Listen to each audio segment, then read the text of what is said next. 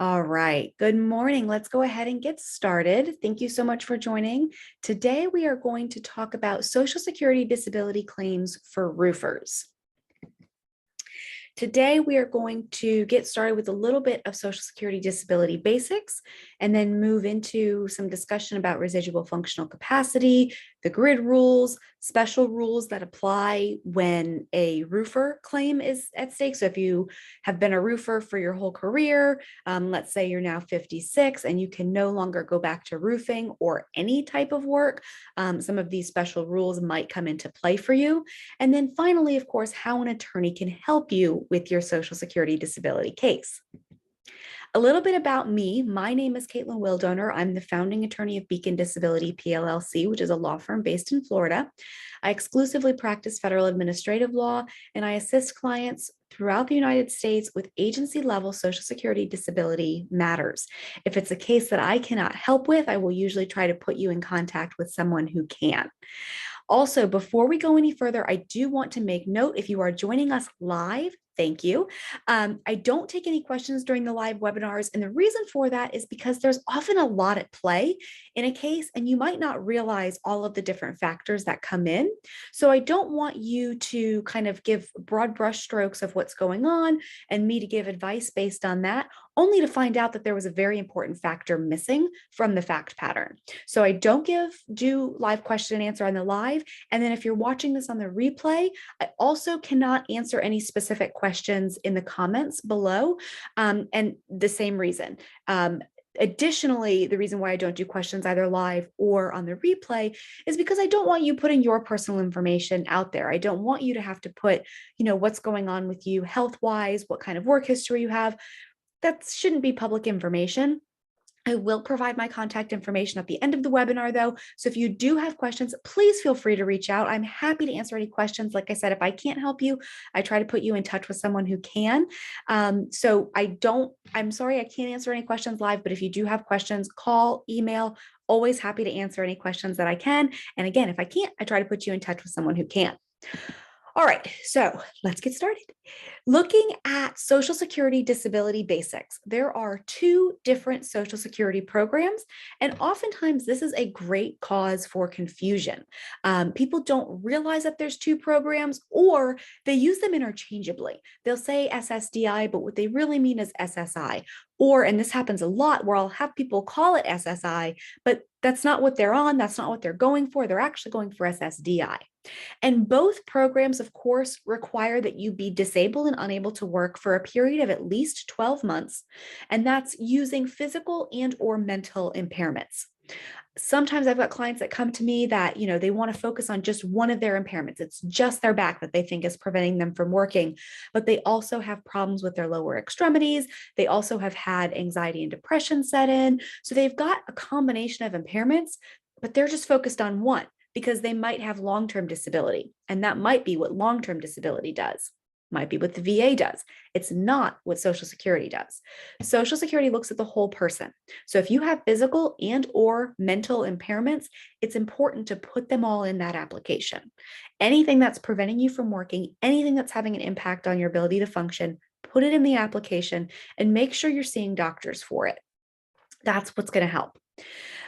The difference with the two programs, okay, so they each have that you must be disabled and unable to work for a period of at least 12 months. The difference is this: with SSDI, which is Social Security Disability Insurance, that is based on what you have been able to pay into the system while you've been working. So for that program, you must have a sufficient number of work credits, okay? With SSI, on the other hand, you don't have to have work credits, but there are income and asset restrictions that you must fall in line with. And typically it's the asset restrictions: you cannot have more than $2,000 in assets if you're single and $3,000 if you're married. Now, that does not include one home and one car, but in today's world, and I know there are plenty of married couples that do only have one car, but a lot tend to have two cars. And so sometimes for a married couple, that $3,000 asset exclusion does include that second car. So if, both cars are worth X amount of dollars and it pushes you out of eligibility, that'll happen. The other thing that's included are any bank accounts, retirement accounts, 401ks, things like that. Okay, so when you initially apply for Social Security, your case will go through a 5-step evaluation process. The first thing when somebody gets your file at Social Security is they look to see, okay, are you engaging in substantial gainful activity? If you are, then the case evaluation stops there because you're not disabled and unable to work. You are working, you're engaging in substantial gainful activity, which for this year, it's been this way for a long time, 20 hours or more a week is substantial gainful activity. But earnings for this year is $1,350. If you are grossing more than $1,350 a month in earnings, that will often push you out of eligibility. There are exclusions to that. And if you're self-employed, different things like that. But by and large, that's the rule of thumb. If you are working more than 20 hours a week, or you are earning more than $1,350 a month, you will not get evaluated any further. Social Security will say, nope, you're engaging in substantial gainful activity. You would get a denial letter pretty quickly. The second step, if you are not engaging in substantial gainful activity, is Social Security looks to see, do you have any severe medically determinable impairments? Are any of the conditions that you have severe? Do they have impact on your ability to function on a day-to-day basis? If not, and there are no severe impairments, then the evaluation again stops there and you would get a denial letter. If you do have at least one severe medically determinable impairment that can be noticed in the medical records, then the case moves to step 3. Do you meet or equal a listing? If you meet or equal a listing based on your severe impairment, then the evaluation stops there. You're found disabled, and then the notice of award comes and the benefits would be turned on. If you do not meet or equal a listing, then the case goes to step 4, and the agency is looking, can you go back to your past relevant work? And in looking at that, they create for you a residual functional capacity, an RFC. And we'll get into that a little bit more in a minute. But what the RFC does is it's what the agency believes you are capable of based on the medical records. Sometimes it can be helpful if you have a doctor who has given you an RFC already. They've already done that calculation for you, where how many hours a day you can sit or stand, how much weight you can lift, push, pull, and carry, whether you have postural limitations. Are you able to only climb ladders, ropes, and scaffolds occasionally or never? Bending, stooping, kneeling, crouching, crawling, all those. If you've already got a doctor that's given you an RFC, that can be helpful. If you don't, either way, Social Security is going to give you one. But if you don't have a doctor that's giving you one, Social Security is starting from ground zero. So they are creating one based on the medical records. And they use that RFC to see, okay, can you go back to your past work? So in this case, we're talking specifically to roofers. So if you can only do light work, you can only lift 20 pounds, you're probably laughing because you know good and well, no roofer is going to be able to do a job if they can only lift 20 pounds. So that's kind of step 4 is, can you go back to your past work? So as a roofer, can you go back to your past work? If you're limited to light or sedentary, no, you can't. So then instead of an approval, you would get to step 5. If you can go back to your past work, Social Security is going to say you're done, you're not disabled, go back to your past work. So as a roofer, you cannot go back to your past work because you're limited to either light work or sedentary work. So Social Security is looking at, can you engage in any other work? So to do this, they'll look at transferable skills, they'll look at your age, your education, your past work. They'll look at all of these things and see, okay, are there other jobs that you could do that exist in the national economy? And if you're 50 and older, those rules change a little bit. If you're younger than 50, they're looking at any job. So not just jobs in the construction industry, not just jobs in roofing, but any job. Okay. So getting into the RFC, as you can see, a sedentary exertional level is where you can lift no more than 10 pounds and only requires occasional walking or standing. So it's primarily a sitting job with minimal lifting. A light exertional level is you can lift or carry up to 20 pounds occasionally, 10 pounds frequently, and it also will require frequent standing and walking. Medium exertional level, you can lift and carry up to 50 pounds occasionally, 25 frequently, and again, frequent standing and walking. And then there are 2 other exertional levels. There's heavy and very heavy, and you may hear that discussed if you have a hearing and the vocational witness is there testifying as to your past work.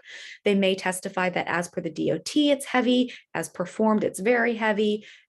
or might be medium as per the DOT, but as performed, it's medium. So you'll hear kind of these terminologies when the vocational witness is talking at your hearing. As I kind of alluded to earlier, there are residual functional capacity specifics. It's not just the doctor saying you're limited to light work. What does that mean? Social Security has a very specific definition of light work, and it varies from different places. Sometimes if you're limited to light work and workers' comp, that might be a very good thing, and it might totally eliminate your jobs, and it might help you in that case. But in Social Security, it might not. And that's because the definition might be a little bit different. So it can help if you have a helpful doctor to put in there, how many hours a day can you stand, walk, sit? How many hours or minutes at one time can you do those things? Are you able to lift and carry any amount of weight? What is that amount of weight? How often can you lift it? What's the max? Are you able to climb stairs and ramps? What about ladders, ropes, and scaffolds? Can you bend, stoop, kneel, crouch, crawl? All of those things go into the RFC that Social Security is using to determine, can you go back to your past work, yes or no? And can you go back to any jobs that exist? So it can be very helpful to have your doctor either complete an RFC form that outlines your limitations. And if you're one of my clients, you know that I'm happy to give you that form if you've got a supportive doctor.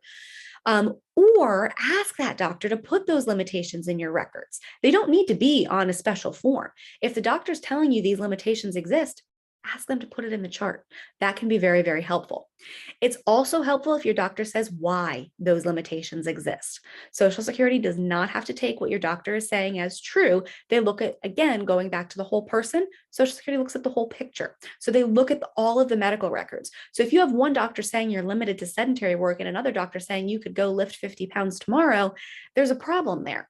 And so it's important to have each of the doctors kind of put into words what is limiting you. And that doctor that says 50 pounds, when they have to put it into words, they might realize, oh, wait, you can't do that. So that can be helpful too. It's not enough to say that you can't work. And it's not enough to have your doctor say that. Social Security considers that to be an issue reserved for the commissioner. So if you have a doctor telling you, oh, it should be no problem, you should get disability, you're disabled, you shouldn't go back to work, say, that's great. I appreciate that, we're on the same page here, but can you please put it into words that Social Security understands and make sure it's in my chart? And this is kind of how you would go about doing that. If you have a lawyer, talk to them about what kind of needs to be done. Every case is different.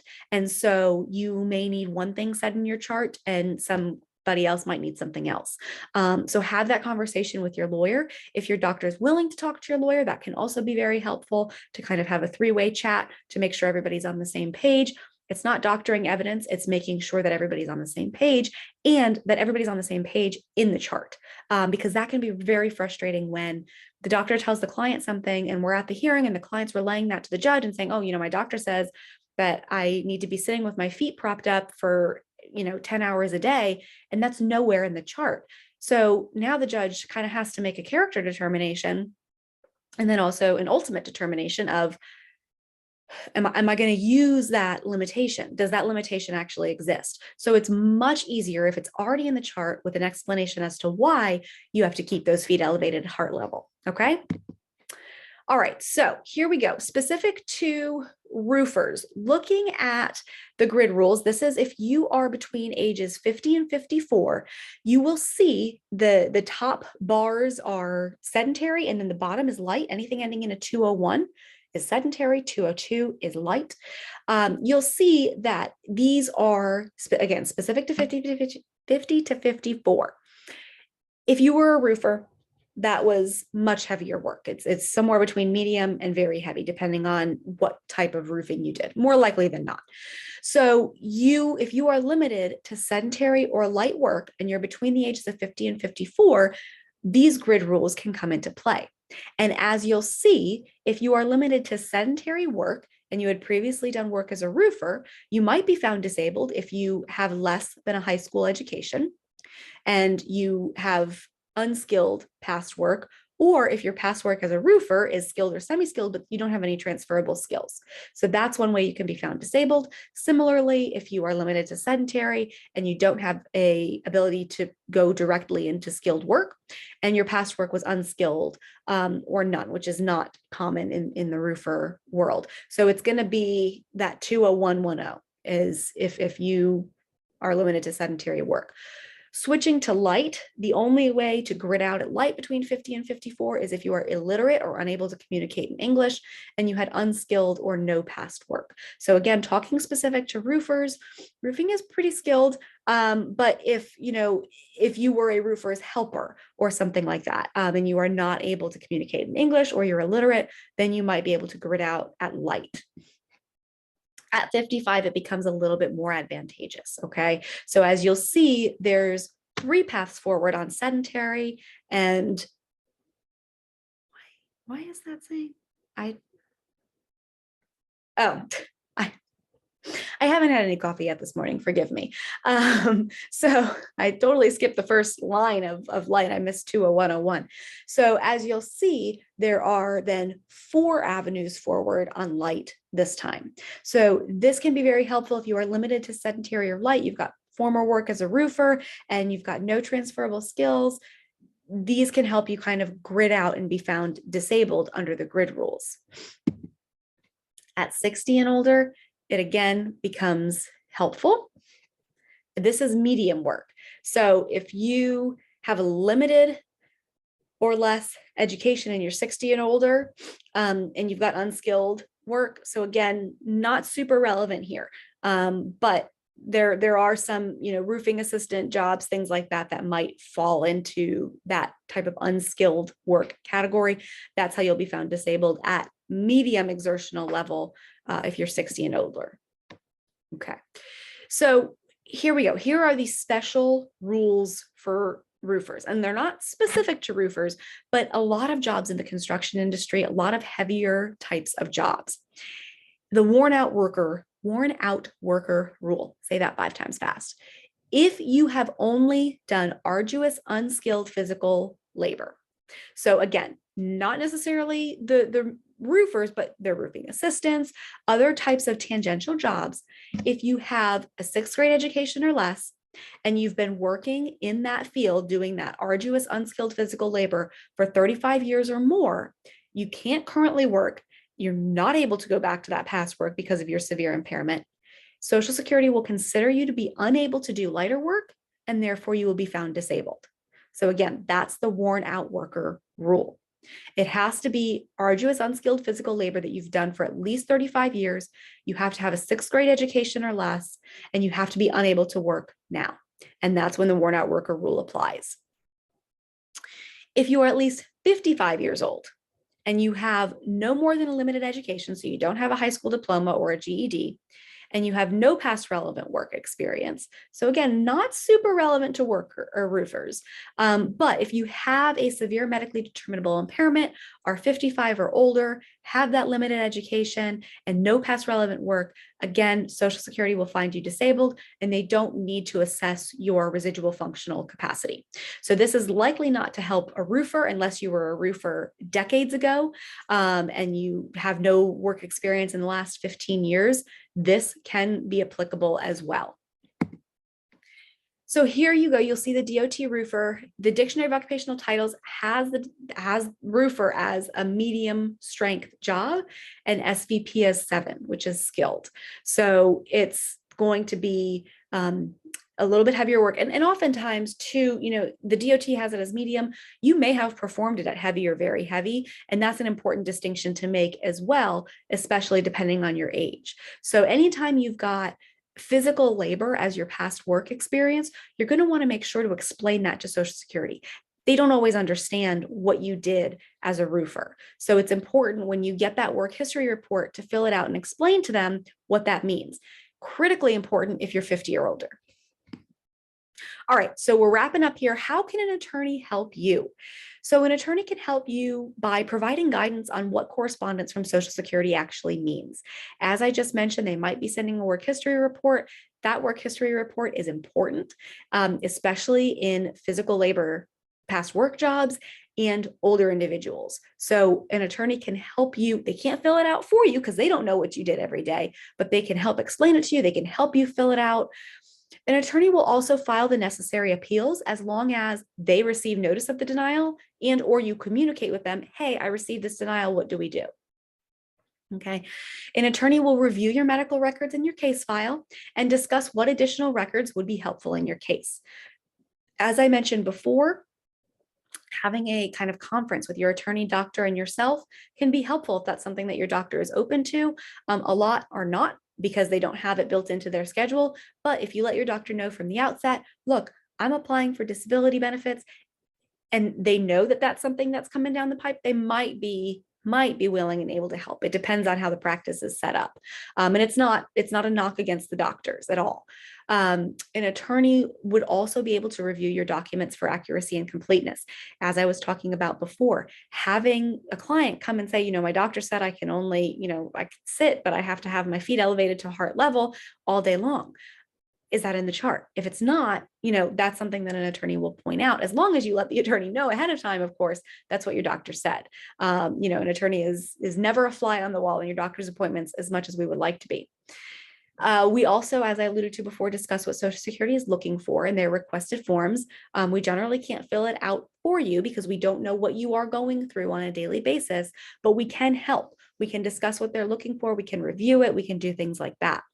We work with you in Social Security to provide relevant updates back and forth throughout your claim, and we prepare you for an administrative law judge hearing, including questioning you and any witnesses during your hearing.